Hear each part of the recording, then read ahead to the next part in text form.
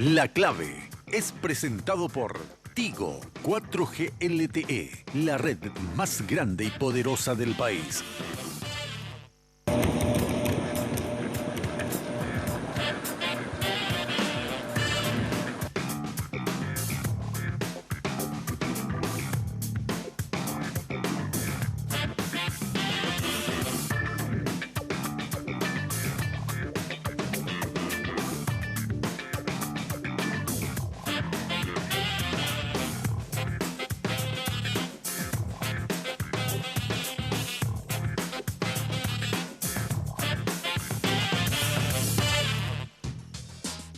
Esta noche, aunque no queramos acordarnos del EPP, este grupo de criminales sigue secuestrando la agenda del gobierno y la atención de la gente en la calle. El autodenominado Ejército del Pueblo Paraguayo marca las líneas de la inseguridad, principalmente en el norte del país. A esta misma hora, unas 3 personas siguen privadas de su libertad en poder de esta banda. El suboficial Edelio Morínigo con 769 días secuestrado. El colono menonita Abraham Ferre con 370 días secuestrado. Y el joven Franz Vieve con 16 días secuestrado. Sus familiares viven los peores momentos. Al menos esperan una prueba de vida. Mientras tanto, en el norte sigue latente el miedo por quién podría ser la siguiente víctima. Estos casos, ¿cómo afectaron la producción en el campo? ¿Cómo han golpeado el bolsillo de la gente? ¿Cómo ha cambiado el sistema de seguridad? Estas y otras preguntas ya las empezamos a responder en La Clave, que esta noche cuenta con invitados que conocen del tema. Muy buenas noches. La zona norte del país tiene absolutamente todo. Tierras fértiles, agua, lluvia, bosque, praderas para los ganados. Es decir, tiene todo lo que es necesario para que el hombre pueda desarrollarse en ese hábitat sin ningún tipo de problemas. Pero eso no ocurre en nuestro norte. En ese lugar hay aproximadamente 25 personas que siembran el terror, impiden que los ciudadanos puedan desarrollar su vida normalmente.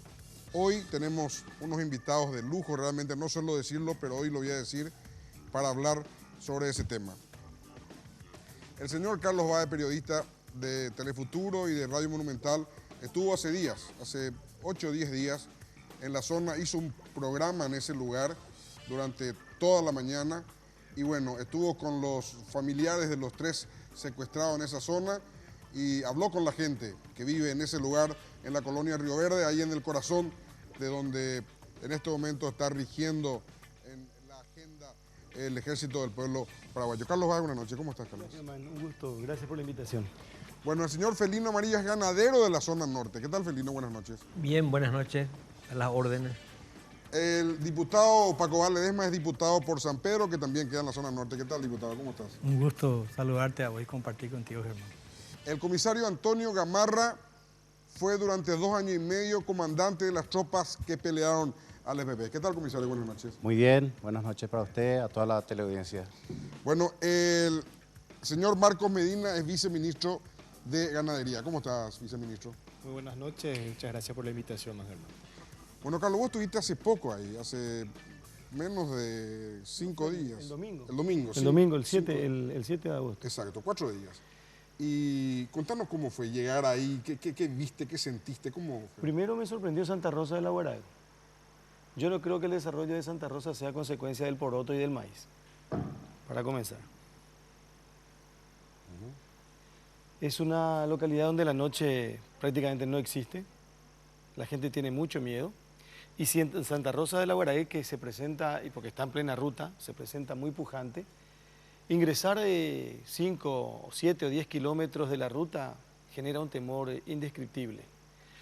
Yo supongo que mucha gente ni siquiera dimensiona lo que es el EPP y mucho menos dimensiona lo que es tener a un familiar secuestrado.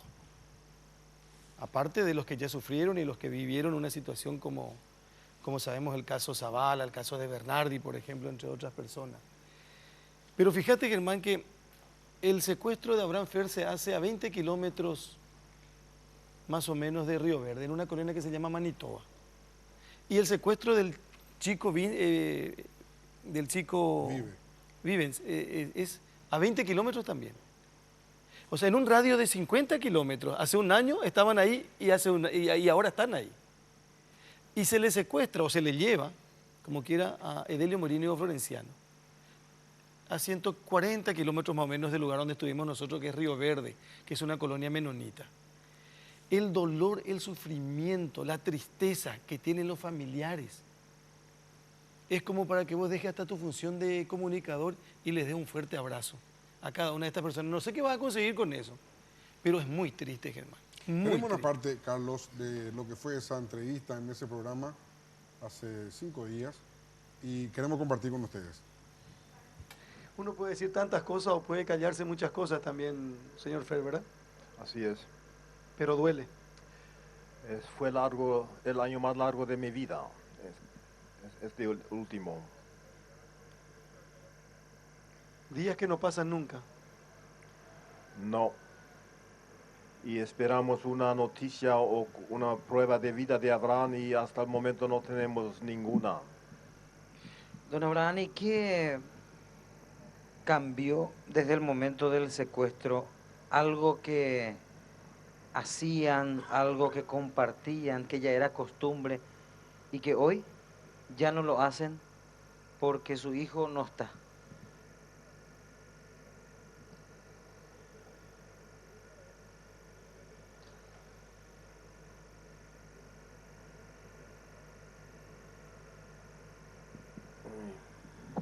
El silencio habla. Y el dolor. Y el dolor, el sufrimiento para todos, la familia. Están compartiendo todos los colonos, unos está viendo que nuestra familia sufre, todos comparten. Entonces es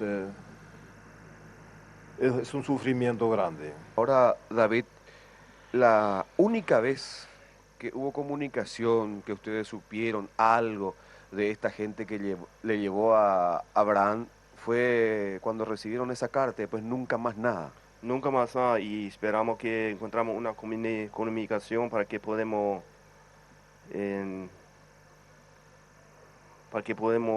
ver, hablar, a ver qué es lo que necesitamos para que Abraham vuelva con nosotros, para un medio para hablar, para ver qué podemos hacer. Eso esperamos.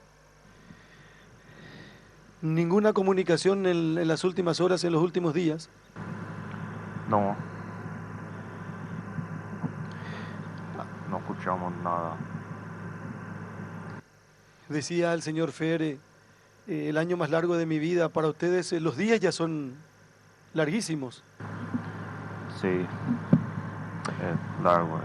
Franz es su hijo mayor, señor Abraham. Sí. La comunidad no se va a poder, en esta parte no va a poder ayudar al señor Abraham, ¿verdad? Nosotros vimos ese primero si nosotros iba a poder ayudar a él, pero no es porque nosotros confiamos no en dinero, ¿verdad? Claro. Nosotros confiamos en Dios que va a ayudar a nosotros para que vuelva rápido. Sí. Sé, por ejemplo, gente uno no hina ser en Bayagua, ayer más entender. Y pase me empure en Veala, por el pan nuestro de cada día. Todo el día rojano. Todo el día no ya esperanzado. Cada momento lo hay catuningo anga temba es una señal de bete noticia ya ajangua. Ore peala, ore conversación cada minuto. Y tú ya na o también cogina bechira uhe. Pa papi oya po ore he. Amba papi ore roñandu ha, que pamba oñandu mi ore he, pa sagua sufrimiento por el menero oreco. Aupe arito pensami y suja y tú hay hermano fuera de esa ya. Hoy mene pañante ya le nondere peja de fuera no pensáis ore coja culpa. Dore coi culpa ore nonde pe. Doro culpáis su escuela ya de hacer una. Ja escuela voy oye culpaba nada ya. Como hijo de Dios. A escuela voy yo pensar ahí llegué. Con mundo venda a pecha porque ñande apenda ya yo estoy. Con apenda de ya jara, moja ya upe ya para la ñande ya por ahí pues. Felino, vos que estás en la zona, ¿cómo vive la gente? Vos, ganadero, te vas a tu campo, ¿cómo vive tu personal, el mayordomo, los peones de estancia? ¿Cómo es el día a día en esa zona? Bueno, todo cambió radicalmente ya hace, yo diría, 10 años. Lo que pasa es que este es un país muy indolente, nosotros somos indolentes. Y la clase política en general es la peor clase que ha tenido este país, yo creo que en toda su historia. Porque un hecho delictivo tapa otro hecho delictivo. Hay que recordar que en la zona de Tacuatí, durante el gobierno de Lugo, se inició toda la serie de ataques, eran quema de tractores y quema de retiros. El objetivo era paralizar las tareas productivas y alejar, los famosos manifiestos eran que el Tribunal Popular del EPP resolvió que no se puede ingresar a los bosques, que no se puede largar animales en los bosques y se prohíbe el uso de armas en los estancieros. Esos eran los manifiestos que se repartían en las estancias. Y cualquier tractor que se dedicaba a alguna tarea agrícola cerca de los montes eran quemados. Y eso ocurrió durante 5 años continuos. Y eran notas periodísticas. Hasta que lo matan a Listrom. A Listrom lo matan en Tacuatí, en la estancia Pasoitá. Pero antes de matarlo a Listrom ya habían quemado 7 veces el retiro, ya le habían secuestrado a Listrom. O sea, estamos hablando de una historia que se inicia durante el gobierno de Nicanor. Y yo creo que acá la responsabilidad de los gobiernos es única. El cuento de la falta de equidad, hay una frase que yo detesto escuchar, la ausencia del Estado. Esa pavada inventada por los políticos para justificar desde el SIDA hasta el EPP. No existe departamento con más ayuda del Estado que Concepción y San Pedro. No existe zona donde más se invirtió en reforma agraria, comillas, compra y expropiaciones de tierra que hoy están todas vendidas a productores y siguen habiendo campesinos sin tierra, a pesar de la ley de la falta de venta derecha y toda la pavada. Paraguay vive en una demagogia permanente. Paraguay no vive en democracia, Paraguay vive en demagogia, pero no vive desde ahora. Vive hace 20 años en la demagogia. Y esta situación de la inseguridad es la consecuencia de la demagogia. Entonces, cuando se quemaban los ranchos, eran retiros de los ricos. Cuando se quemaban los tractores, eran tractores de los menonitas. Siempre había una razón de por qué ocurría el asunto. Era el cuento más viejo y útil del mundo. Pobre contra ricos. ¿Y hoy cómo está, Felino? ¿Qué explicación me das con Edelio?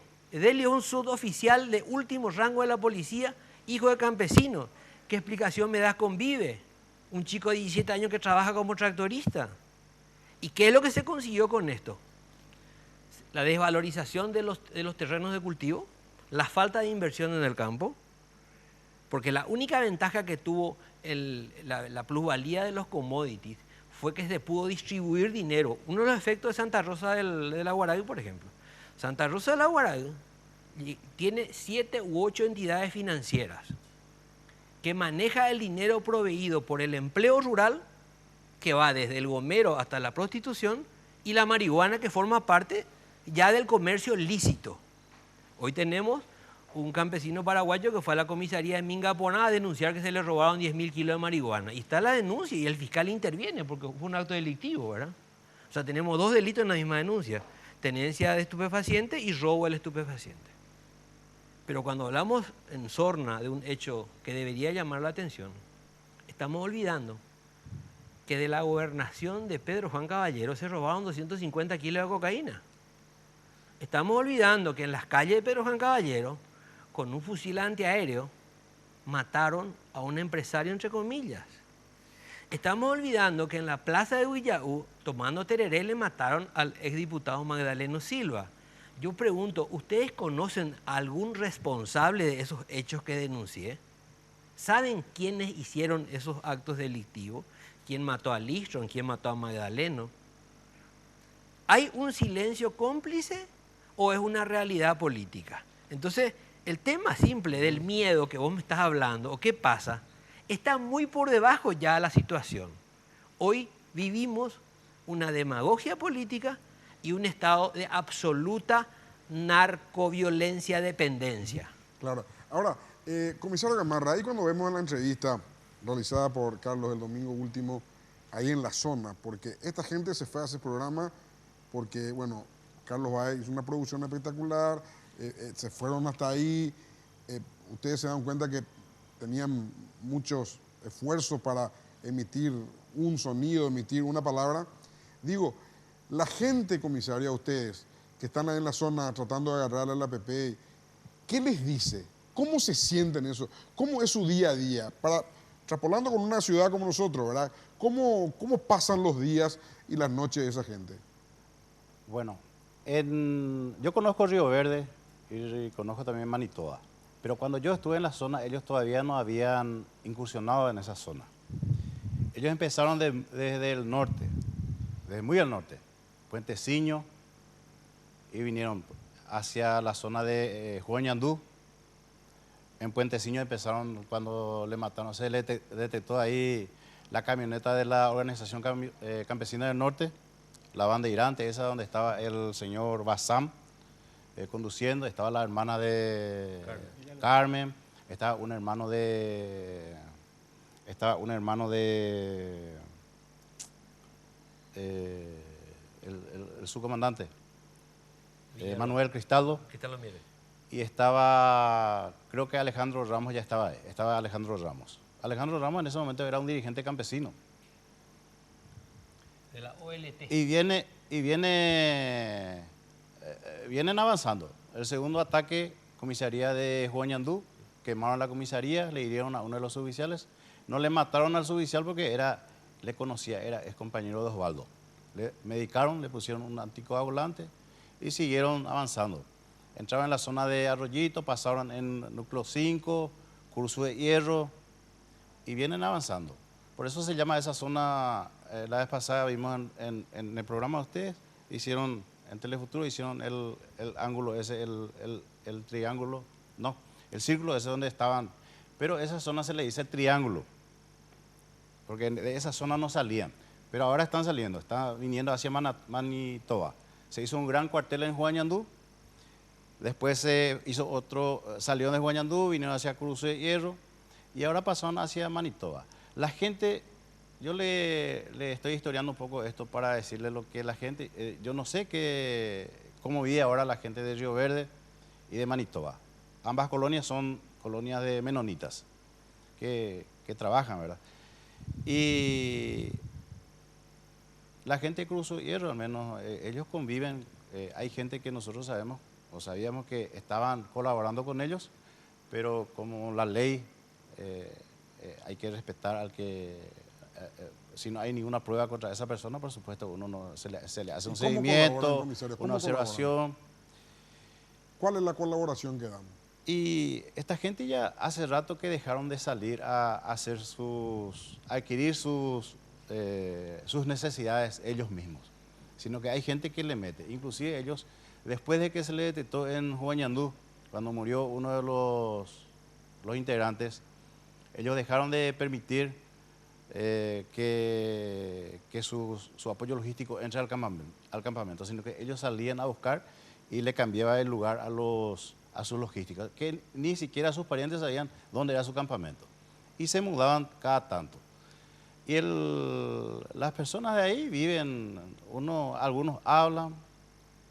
Hay muchísima gente que colabora con la policía y mucha gente que prefiere callarse. Son muy poca gente las que colaboran con ellos. Y normalmente no sale del nivel familiar. Solamente familiares. En una de esas ellos le mataron a Eusebia Maíz, que es la mamá, la tía, la hermana de Coco Bernal, el finado. Le mataron porque ellos creyeron que ella colaboraba con la policía. Bueno, y ese es el ambiente de la comunidad. Ellos se mueven tranquilamente, trabajan. Los estancieros de la zona todos tienen empleados de la zona. Algunos colaboran, otros se callan. Pero no es que estén complicados. El hecho de que se callen no quiere decir que estén complicados. Nosotros creemos que muy poca gente son los que colaboran con ellos. Ellos no tienen información, ellos no tienen buena información, inclusive para hacer su secuestro. Por eso es que le llevan a este joven que a lo mejor... un error. Lo de Arlan. Un error feroz. Lo de Arlan. El papá no tenía la plata. El señor error. se endeudó para pagar el rescate por su hijo. Así es. Vamos a hacer una breve pausa y continuamos.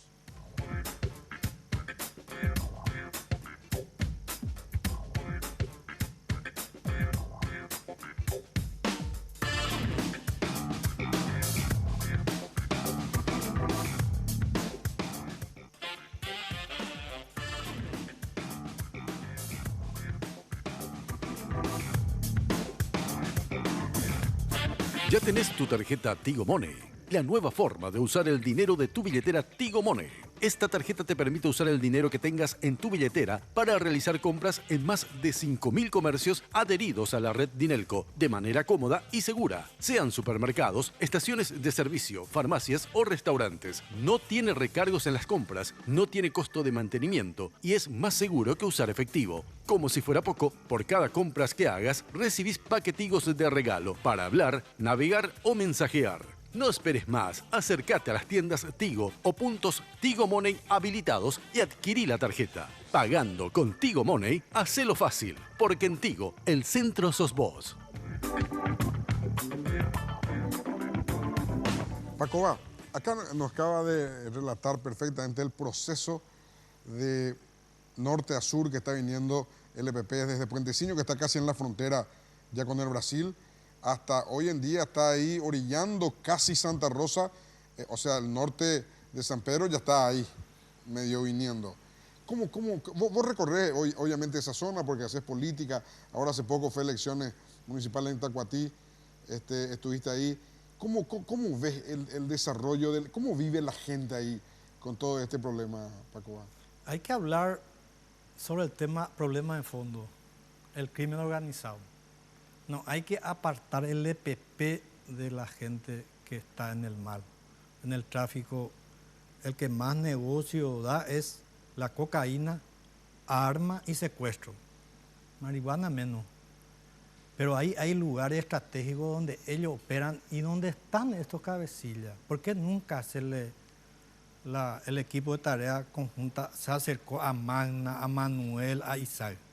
Porque ellos se mueven en avioneta, pista clandestina, negocio de la cocaína. Y ellos reclutan gente y sacan a trabajar. Gente que roban, que matan, que secuestran, que trafican. De todo ellos tienen. ¿Y por qué no se le ataca a esta gente? Porque están protegidos.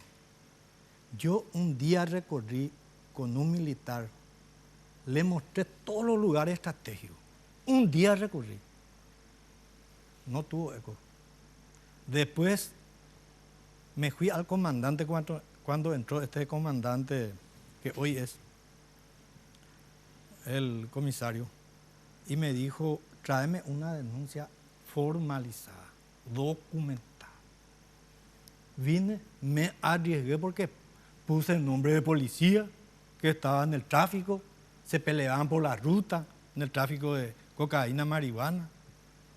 Y al final se fueron a entrar en Cambarembé, donde había cualquier cantidad de cultivo de marihuana, pero son de la gente pobre y de los grandes.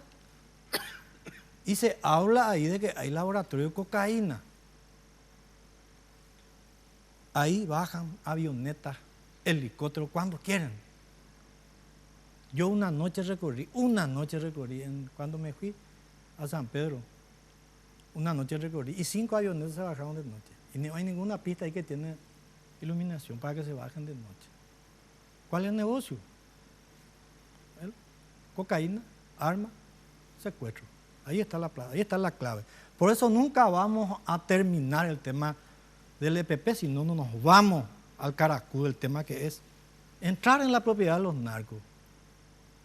Yo me arriesgué, yo no entré en esa zona, esta vuelta, porque yo le denuncié a esa gente. ¿Y vos no tuviste problema con lo que denunciaste, Paco? No, tengo amenaza permanente por teléfono, pero hasta ahí. Pero ya no llego más a esa zona, por miedo, porque no puedo. ¿Cuál es esa zona? La zona de parte de Santa Rosa Canapaí, Capitán Babo. Esa franja coparon los narcos, ahí hasta Ipejún, Villa Gatimí, toda esa zona, Iputá, toda esa zona es zona de los narcos. Y nadie entra ahí, Carlos, Germán, nadie entra, nadie quiere entrar. Y yo le pregunté, yo me arriesgué porque confié en el comisario, en el comandante, me dijo, ya llegaste, ya años 10 para cuál ya jatón. Así me dijo, al final, nada. Entonces, no hay un interés de atacar a estos grupos porque es Juan Gola y mata y tebe. A ver con la cabecilla, a ver conocer gente acá o cualquier grupo, oye, preparada, son gente que reclutan de la zona. ¿Por qué? Bueno, poco también hay movimientos económicos en la agricultura familiar. Ojo, la familia cuero más pueden 100.000, 150.000, cocaína de 200.000. 100 guambos, PM, Germán, Carlos, a todos. Pero tenés familia y que tenés propiedad, pe. Apellido, ando jovo, hija, ojoja, o desaparece. O desaparece, papá, era 16, a otro de 21. O desapareció. Japela y familia, o 2 meses a ver Comisión de Derechos Humanos. Jamengue la mitad cuñame, uche la verdad, se ha conseguido de la de tu retecue, a la hermano retecue. Pues vaya yucama, pues me gusta la verdad. Y ahí me contó la verdad, yo me fui, entré, de todo para acá. Jau PPT ya pues tenía estrategia, radio, cámara, pero intervenita. Presenté la denuncia en 2 lugares, Fiscalía y Policía, Comandancia, pero no a la Senat. Pero primero dije, hablé con la Senat, con la policía, y vamos a intervenir. Enseguida ya vamos a hacer la mensaje de amenaza. Hacienda Cribico, ay, Germán, la teléfono va a mucho. De cobarde, entre ganas de cuerpo de cobarde, de cobarde de tipo a la tipo. Teléfono. Hay suerte, vean, te dijo Uchipazo. Y después me llamó el fiscal al otro día para Cobá, me dijeron que en la zona de Capitán Bajo, el fiscal en la zona para Cobá, me dijeron que hay fuertes olores. Oye, pues la tapichate dejó allá, gracias a administradores de esta propiedad. Se fue, encontró y me dijo, Paco, abren los trollos, hay huevos de yatú. Y tuve que ir a buscar la manera de cómo sacar y traerle para que entierren cristianamente a sus familiares. ¿Y por qué no se interviene en esa propiedad? Porque hay protección, hermano, porque hay negocios, pero ahí va a testar recursos económicos. Más la iba a testar. Ahí va a testar gobierno. Ya tengo la jera porque si ya vamos a zapar la tira, Pepe Hanaipori a respaldo. Por eso, si es que vamos a seguir con esto van a seguir 20, 30, 40 años si no atacamos el problema de fondo que es los narcos. Con ellos, tú sabes, mala y equipo con Ángel, tú ya en Barete está matando en 4 meses, mataron 2 intendentes electos por el pueblo, gente trabajador. Pechaitea ya en seco. Ya lee para el tema que el crimen organizado está más fuerte que nunca hoy. De años existió, pero hoy está más fuerte. Porque hoy han parado de cosas, hermano. Anda ya que se llegan, ya es así, voy muy, ya vio la mano, Pepe. Anda vio la uno más mano. No, pero le digo, vea. Pero donde castigo ya bueno que hay la gran injusticia, pues, cuaco tema la porque hacia de frente anda que se llegue, jareco documento, jareco testigo agua, que es chaca, ando ya pues. Ella llegando, según se familia, arriesga. Si familia cuidango ya hacen body para pasar más de güey. Ayocó su escuela, porque ya está caso de escuela. Ayocó, cuando te cuida todo un dice, pues ya eso, cabe ser un diente, se no tiene familia. Si ella se nos dice que ya y más ataco, ahí preparado la. Pero no bueno 15 la gran injusticia a la ñamo amo a con el EPP a los narcos. Le dejamos vía libre a los narcos y estamos detrás del EPP. Y nunca le agarramos a los cabecillas del EPP. ¿Por qué? Porque no llegué a mame. Tengo foto y agüero. Bueno, no hay por apoyo. Y eso es delicado. Y tenemos que decir la verdad, hermano. No hay por algo que llama, ni ya bueno tiama. De hecho, estamba es la seguridad en Hanoi que hará. Pero cuando esté el crimen organizado, pisa fuerte o domina la territorio Concepción, parte de Concepción, San Pedro, Amambay, Canendillo, acá la cachique. Bueno, le quiero hacer una pregunta picando al viceministro. ¿Cómo está desde el punto de vista de los ganaderos, viceministro? Como dice Felino, los precios como mínimo ya bajaron, ¿verdad? Ahora, también mermó la producción propiamente dicha en manos de los que hoy siguen en ese lugar y también el tema clave, ¿están pagando un impuesto revolucionario, sí o no? Breve pausa y volvemos.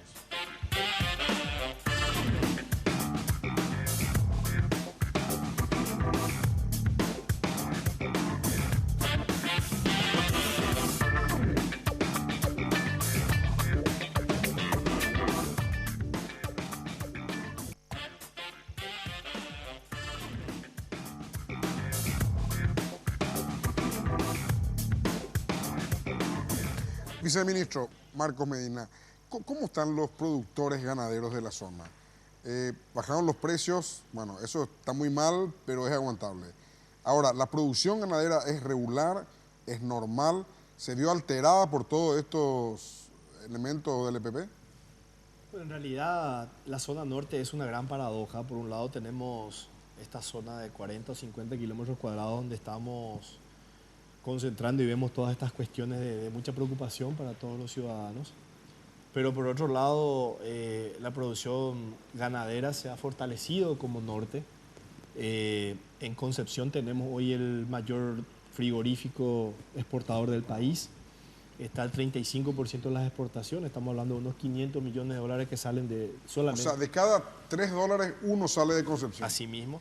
Y hoy a la par de eso tenemos la inversión del frigorífico más moderno y más grande de Latinoamérica, a cargo de la empresa más importante a nivel global en términos de exportación de carne.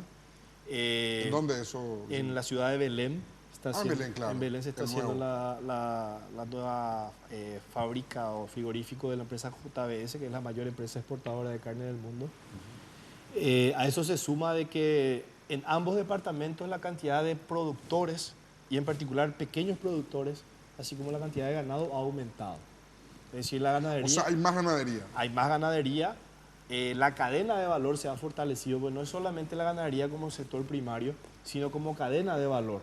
Entonces, está el animal en el campo, pero después todo lo que gira alrededor, en particular en las industrias. Recordad que las industrias frigoríficas en el sector de la carne son en un 90% a mano de obra de personas. Hay muy poca maquinización en estas industrias. Y detrás, alrededor de estas industrias a la vez hay subindustrias muy importantes. Nosotros hoy no solamente exportamos carne, sino que producimos, por darte algunos datos, el cuero paraguayo hoy es el cuero más preferido por los vehículos de alta gama. Los Ferrari, por ejemplo, usan el cuero paraguayo para su... Los Ferrari usan cuero paraguayo. Cuero paraguayo. Empresas de cosméticos prefieren la industria paraguaya por los altos estándares de calidad. La industria paraguaya, y en particular la del norte, es una de las más importantes que tiene el país. Y bueno... Y el frigorífico de Concepción es nuevo, no es tan antiguo. Son 15 años. Por eso, relativamente nuevo. Relativamente nuevo. Y coincide que en el momento que este grupo delictivo empieza su andar, también empieza, por eso decía una paradoja, empieza también a fortalecerse el norte del país, tanto en la ganadería como en la agricultura. ¿Cuántos productores ganaderos hay en Concepción y en San Pedro?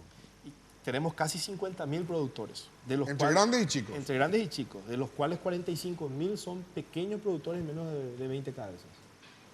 ¿Y esos productores ya pueden vivir de esas 20 cabezas? Totalmente. Hoy la ganadería es para esos pequeños productores un seguro social. En promedio, un productor de esa zona tiene 5 cabezas. Con esas 5 cabezas tiene un activo, una caja de ahorro de unos 20 millones de guaraníes, que genera a la vez interés en términos de producción, ternero, venta de leche, aproximadamente 6 o 7 millones. Hoy vender 2 terneros para un productor o producir 5 litros de leche marca la diferencia entre estar o no en la pobreza. Un ternero vale un sueldo mínimo y es un activo casi líquido, siempre tiene precio como ternero. Pero entonces viceministro de la ganadería, no solamente puede convertirse, sino que es un factor para salir de la pobreza extrema. Es un factor, y si vemos la evolución de las exportaciones y la línea de pobreza entre el 2006 y el 2015, a medida que las exportaciones de carne subieron, la línea de pobreza disminuyó. Cuando exportábamos por cerca de 100 millones de dólares como país, la pobreza estaba en el 40% en el campo. Hoy es ¿Cuánto? Estamos hablando de 10 años.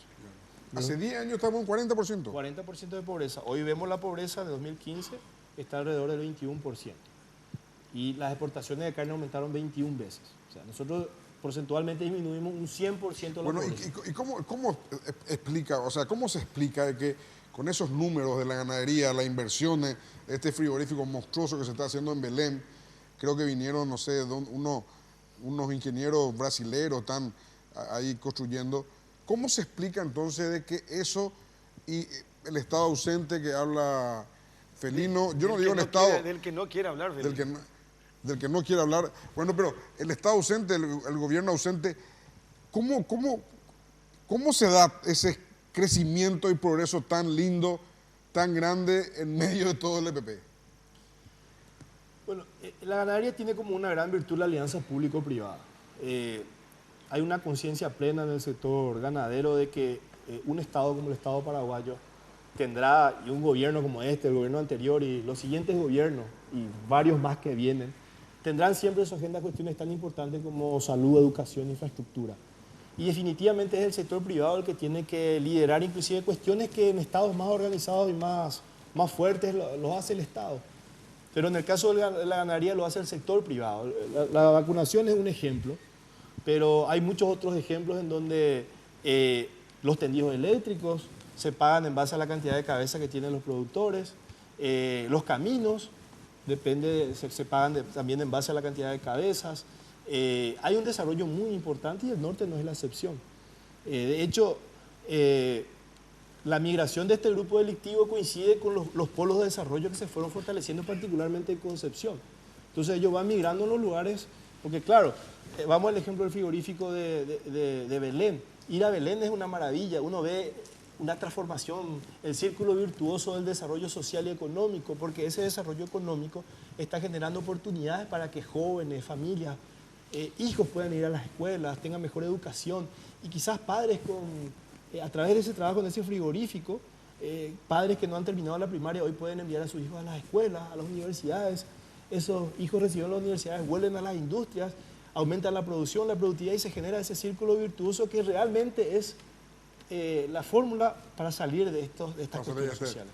Ahora, Carlos, cuando vos fuiste, ahora días nomás, fuiste con un equipo grande de gente del canal, 4 o 5 móviles, con toda la infraestructura.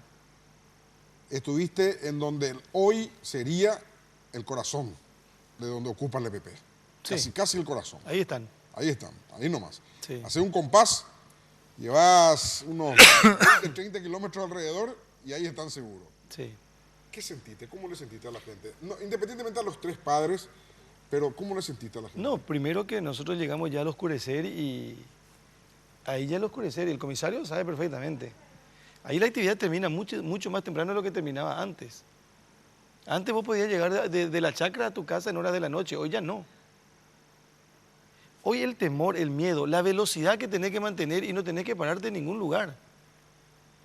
Eso no es vida. No es que decir, yo voy a estacionar un rato acá de la ruta a Río Verde, por ejemplo.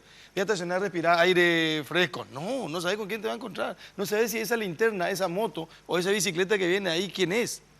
No sabes. Yo creo que los menonitas, que tienen una cultura del trabajo extraordinaria, ellos hace rato están secuestrados de una u otra manera. Avijeo, ratero, ladrones. Los mitangos no van a poseer, hermano. Entonces busca cualquier forma y mecanismo para tratar de sobrevivir en esa zona. ¿Qué pasa hoy con ellos? ¿Cómo le explicamos todo el desarrollo de Concepción y de lo que se puede invertir en San Pedro de Concepción a estos 2 ciudadanos menonitas que uno de ellos hace un año no le ve a su hijo? El hijo tiene entre 36 y 37 años. Y yo le quiero preguntar al comisario Gamarra, ¿cómo se explica que no hay prueba de vida? O sea, conocedor y con oficio del EPP, ¿no hay prueba de vida en el caso Fe? ¿Cómo se explica, comisario? El manual del EPP, no sé si alguien leyó acá, el manual del EPP. Ellos hablan ahí que tiene que tener una infraestructura para que puedan mantener la máxima cantidad de tiempo a su víctima para jugar con el factor tiempo, para sacarle el máximo provecho. Y eso nomás ¿cómo se llama? Arlan. Este muchacho Morinio, Sí. Elio Morinio, se presentó una prueba de vida. Sí, pero ¿cuánto tiempo después? De Y sí, julio lo se pasó en presentaron, octubre. presentaron. Una vez. De Arlan Y- también. Y inteligencia de la policía dijo, estaba vivo, dijo hasta ese momento. Y después se comprobó que estaba vivo. Ahora mismo la información es que él sigue vivo y nosotros, o sea, yo creo que sigue vivo. Pero pasó un año, comisario, y no bueno, hubo. ¿y en cuánto tiempo presentaron la prueba de vida? Ese es No, en normal- el otro caso fue normal mucho, en en el otro grupo caso fue es- mucho menos y Arlan estuvo 8 meses secuestrado. En total. Es normal en este grupo. $500.000. Recuerdan que el ministro de Vargas decía que era una toma de rehén y negaban el pago de $500.000. Arlan pagó $500.000 y después de haber pagado $500.000 estuvo 6 meses después de haber pagado. Sí. O sea, Lo que significa eso. lo que significa eso, habiendo pagado. Pero lo que dice el comisario es correcto, porque ellos aplican la teoría, se llama guerra popular prolongada. Eso está en los manuales trotskistas y está en los manuales de la FARC. La FARC tiene secuestrado de 7, 8 y 10 años. Ellos están llevando hacia ese sector la situación, porque es una forma de amedrentar en general a la población. O sea, esto no es un secuestro comercial, esto es un secuestro político. Acá hay un plan político, donde coinciden intereses comunes probablemente. Pero si ustedes analizan este último secuestro de Vive, esto se hizo en lo que se llamaba antes la estancia La Yeya, Ajá, que compró la comunidad que compró menonita. la comunidad para ampliar su frontera agrícola. Son 7.000 hectáreas. Está sobre la ruta Capitán Bado. Esa estancia, que era una estancia que hoy es soja o maíz o trigo, hoy pertenece a una colonia nueva de jóvenes menonitas, por eso la da el chico este secuestrado. Bueno, ¿cuál es el objetivo político en retener a un miembro de la comunidad menonita? Acá hay un plan político, porque es muy fácil decir los narcos son los malos de la película. Pero acá el diputado conoce perfectamente bien con nombre y apellido cuáles son los diputados narcos. Yo creo que él debería levantarse con la inmunidad que le da la ley y decir, señor correligionario, colega, meco asunto. Porque nosotros estamos yendo a Colombia. Nosotros estamos repitiendo el fenómeno Colombia. El atentado en Pedro Juan Caballero es copia a un atentado en Medellín. O sea, estamos ya por encima de la violencia del Sinaloa o de México. Estamos en la década del 80, 90 en Medellín, Colombia, donde tenemos diputados que dicen, mi líder político es el diputado fulano. Acá el colega es el diputado Ledesma. Entonces, ¿qué se lee? ¿Son dos países o es una realidad con varias imágenes? ¿Quiénes son los cautivos? ¿Quiénes somos la víctima? Nosotros, los que no tenemos guardia, los que no podemos tener guardia, los menonitas, los estancieros que viven en su casa, el hombre que vive en el pueblo. Ese es el secuestrado, como dijo muy bien Carlos. Es decir, que hay comunidades ya secuestradas. Listron era un secuestrado después de haber pagado. Y a él lo mataron. Tal así que la hija dijo, por fin mi papá descansa en paz, dijo, después de que lo hayan matado. O sea, estamos hablando de una realidad que en Paraguay tiene 15 años. Ahora, la pregunta les quiero dejar picando para terminar la pausa. Estamos destinando más de 1.000 hombres. Y resulta que tuvimos las dos guerras más grandes del siglo XIX y del siglo XX. Le aguantamos 5 años a 3 países aliados en contra nuestra. Tuvimos la segunda, la guerra más grande del siglo XX, con Bolivia le remangamos 600 kilómetros. Y no podemos con 25 tipos. Breve pausa y volvemos.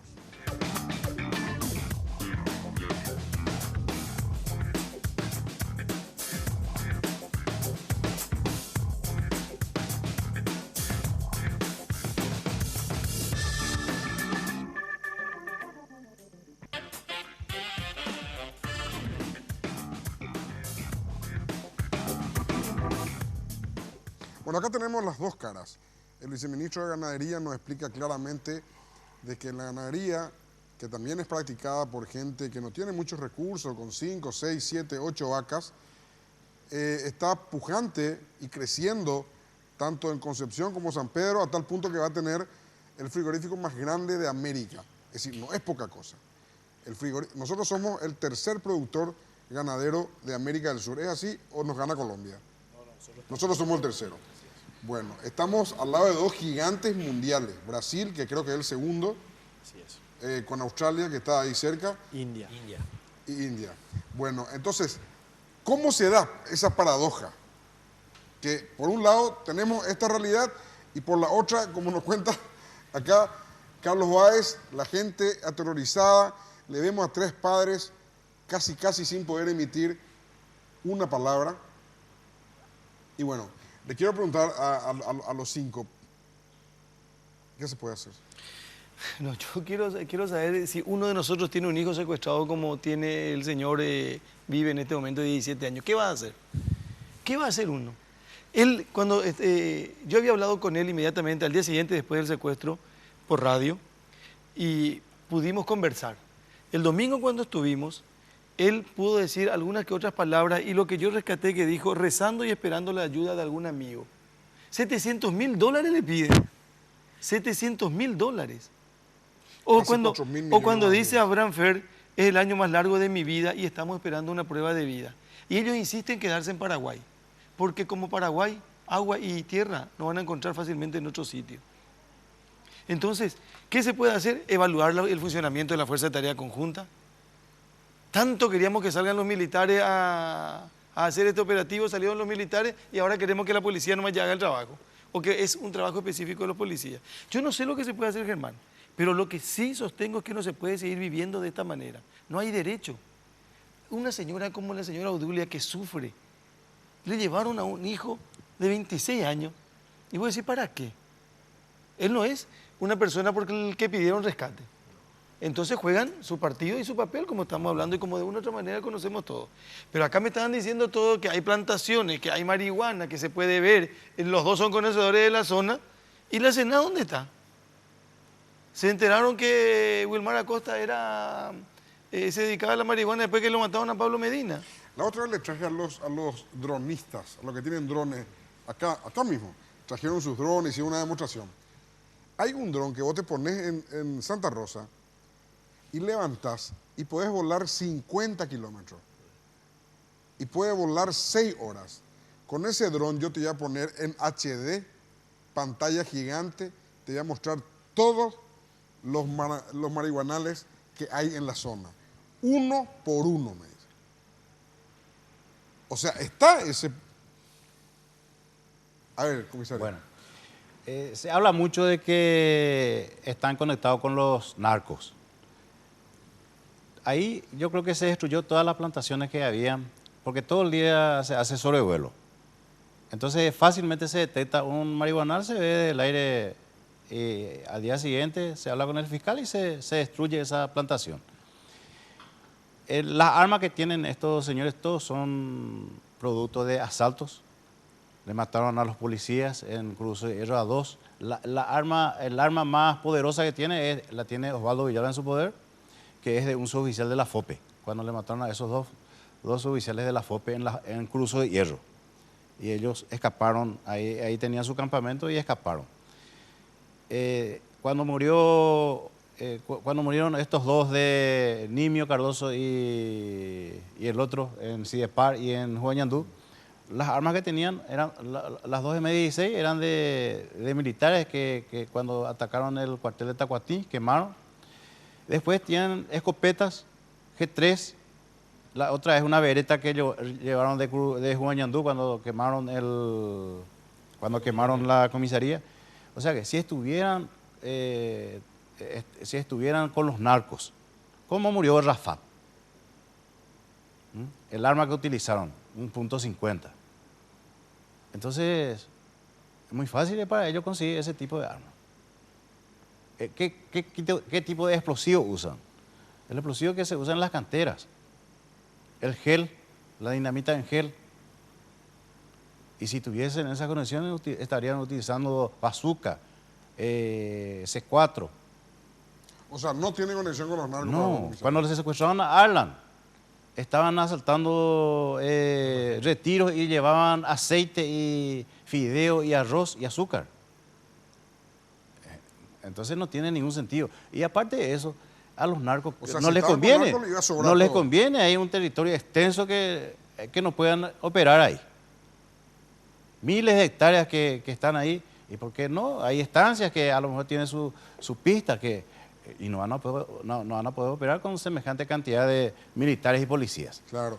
Ahora, viceministro, ¿Qué planes tienen ustedes? Esto está ocurriendo en San Pedro, es clarito, los números están ahí, las cifras de la exportación de la carne paraguaya están ahí, la instalación de este nuevo frigorífico en Belém es una realidad.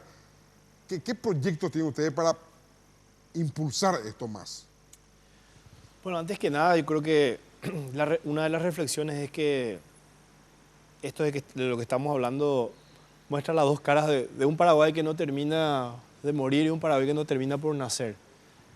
Hay dos formas o dos conceptos de ver el Paraguay. Nosotros apostamos por el Paraguay de las oportunidades. Somos un país de oportunidades.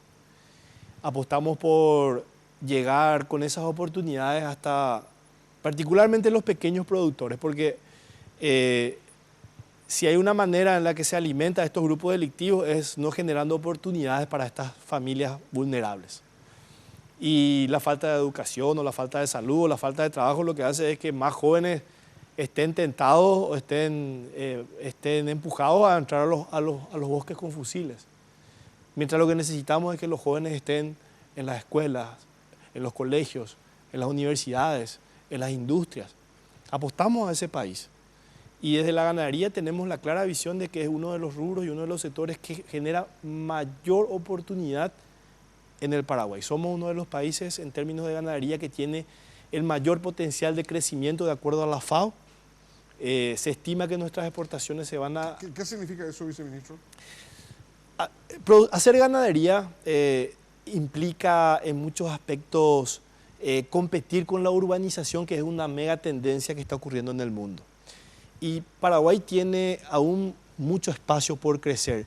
Y si solamente vemos el Chaco, que es nuestro principal foco de desarrollo ganadero, es una región que tiene el tamaño de Nueva Zelanda, donde viven solamente 200.000 personas.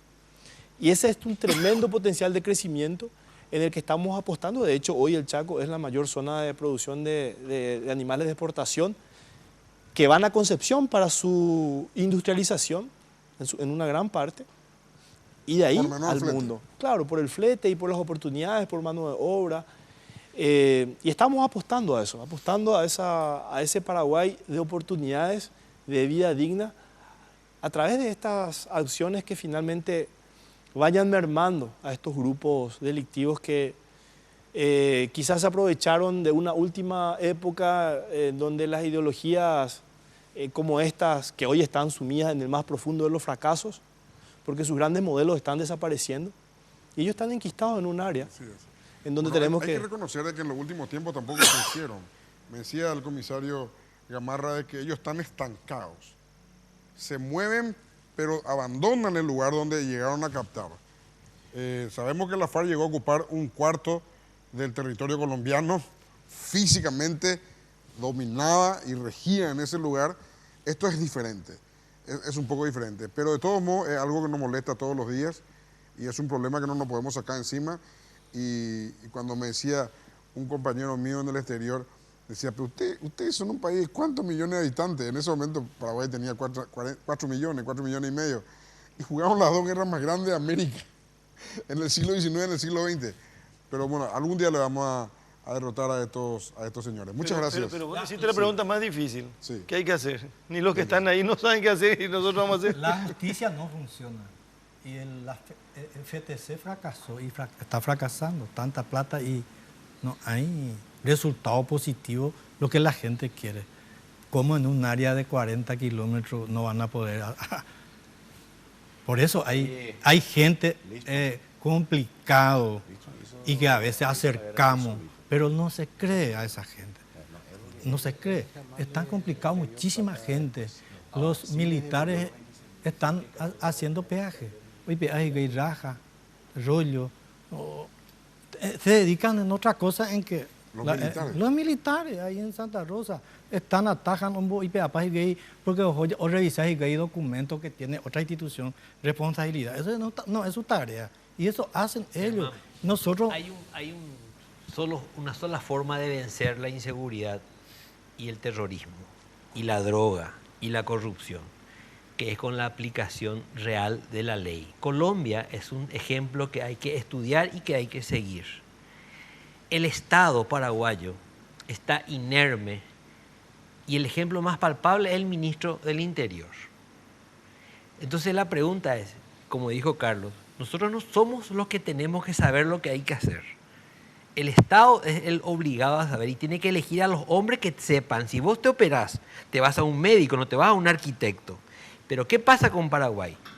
Que como te dije inicialmente, vivimos en una demagogia permanente. Nadie quiere hacer lo que se tiene que hacer porque no existen liderazgos sólidos con coraje y se deja de lado la ley.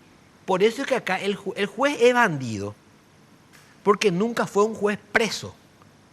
Los miembros de la Corte Suprema de Justicia están con juicio político sambucú a cambio de liderar fato de los políticos.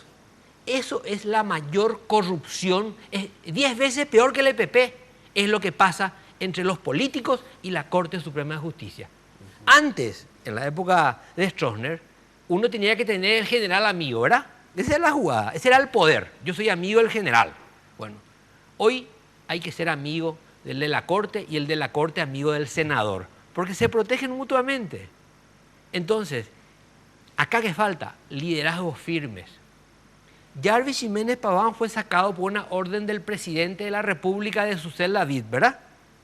No salió porque el director de la cárcel, el ministro de Justicia, el fiscal o el juez... Decisión del presidente. Decisión del presidente.